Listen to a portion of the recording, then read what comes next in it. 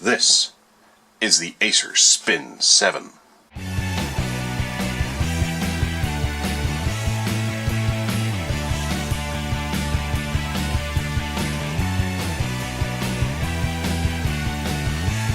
So then, the Acer Spin 7. This is a, well, £1,000 of laptop. Well, laptop, 360 convertible type thing. Let's have a look and see what the specifications say there is. This runs Windows 10 Home Edition. It's got an Intel Core i7 inside, so that's the 7Y75, I think that is. Just about make it out.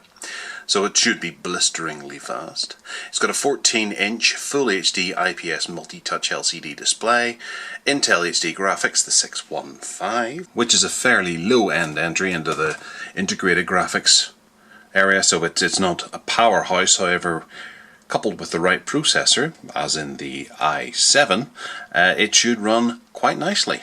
We have 256 gigabytes of SSD on board, which is kind of cool. It's got an HD camera, a 4-cell lithium-ion battery, 1 month of Office 365, and that's about all we're going to get from the back of the box. So, this isn't quite a laptop and it isn't quite a tablet. It's somewhere in between. Inside the box, which smells quite considerably. Wow. There is the unit. We will have a look at the rest of it first. Obviously someone else has been through this before me. It's not brand new out of the box. We have the setup guide.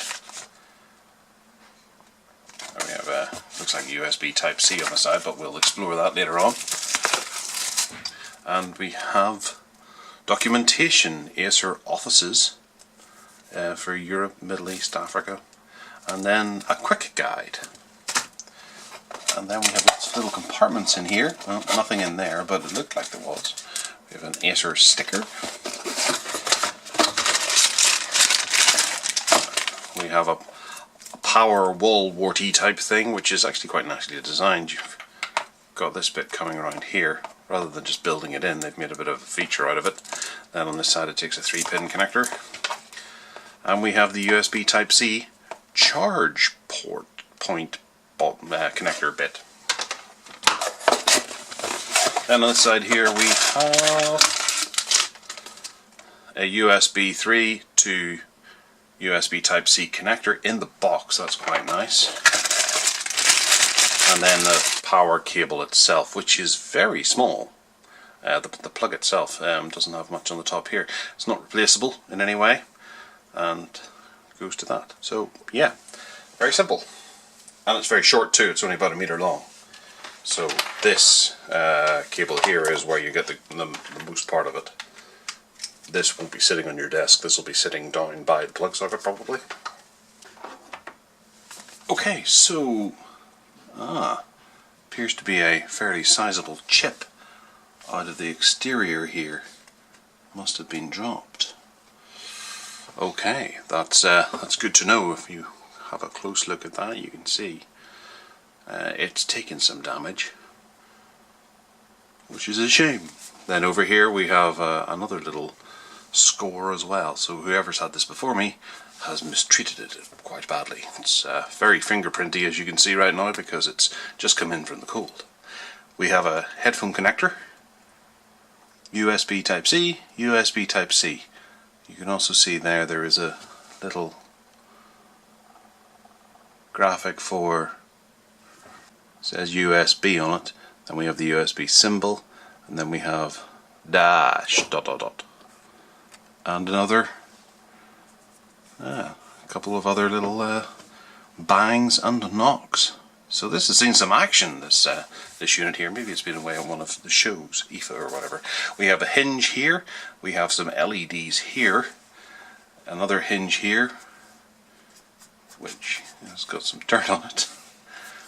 Around this side is like probably a Kensington lock there. The power button might be a volume rocker. And then another large dent here and here. Okay. Underneath we have speakers, one here and one here, and some rubber feet at either corner. nothing in the middle. And we'll set her down, open her up and take a look. Actually, one thing I am noticing is along here there is a line, a bit of plastic in the metal. Not sure what that's for. And there we have the layout itself. It's just a slab. It's incredibly thin. It's beautiful. Really, it's very, very attractive. So on the side here you can see that the profile of it is maybe about 3 millimeters. I might even go as far to say 2.5 millimeters. And then this is definitely 2 millimeters. And it's all metallic finish. Along here we have, that's a bit of plastic along here. And there's two little, probably microphones just here, or microphone and sensor possibly. And obviously it says full HD 1080p screen. And we're getting a reflection of the light. There's a bit of a bezel here, then the screen itself goes up here, and we have some gunk along the top here advertising some of the features. Dolby audio, Core i7 7th generation, Spin 7. Up the top here we are being told 360 degrees convertible, up to 8 hours of battery life, ultra thin 10.98 millimeters, ultra fast wireless, all metal chassis, cornering Gorilla Glass Generation 5. I'm guessing without that all metal chassis this would have probably broken or something had it been plastic, given the amount of abuse that it seems to have had. So we pull around like this and we have effectively a tablet. Not sure which way it'll go. I would like to think that, actually, well, I suppose it's easier to hold this way and for you to tap and touch. And it is quite hefty. It's not like an Android tablet. There is quite a bit of weight to it. You can see the LEDs are not visible whenever you have it in tablet mode. It's pointing away from you. And there's a gap, a step between the two, between the keyboard and the top of the screen.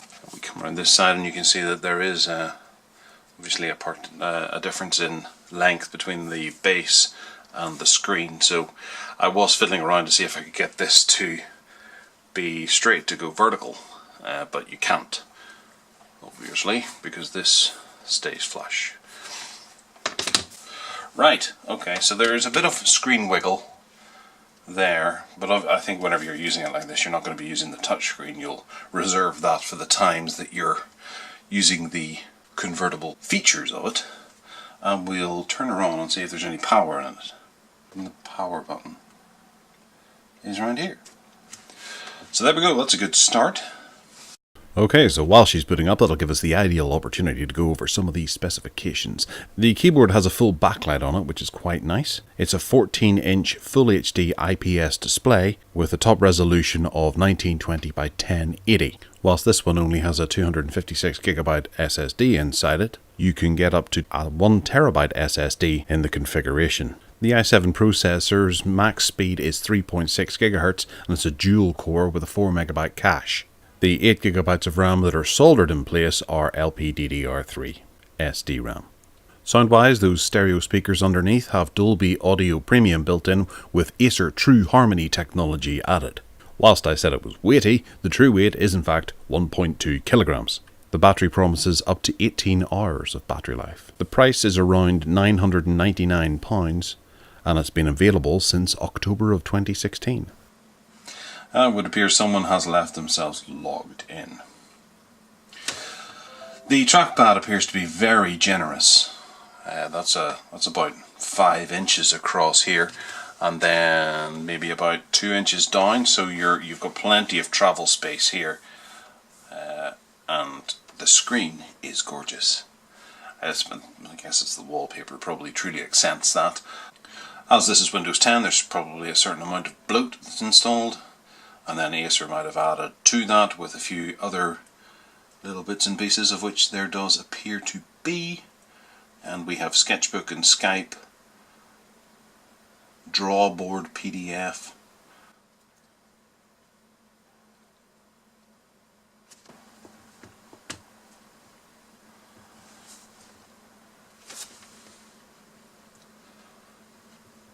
and this allows you to draw on the screen itself, which is kind of cool. Well, that's a quick look at the Acer Spin 7. We're going to take it away and do a good review on it now, and I'll be using this as my main computer for the next 2 weeks or so until they ask for it back, and I'll get the review up in the meantime. So if you have any questions, feel free to throw them in the comments down below. Let me know if there's anything in particular you want me to look at. Hit that subscribe button. Thanks for watching. Take care now.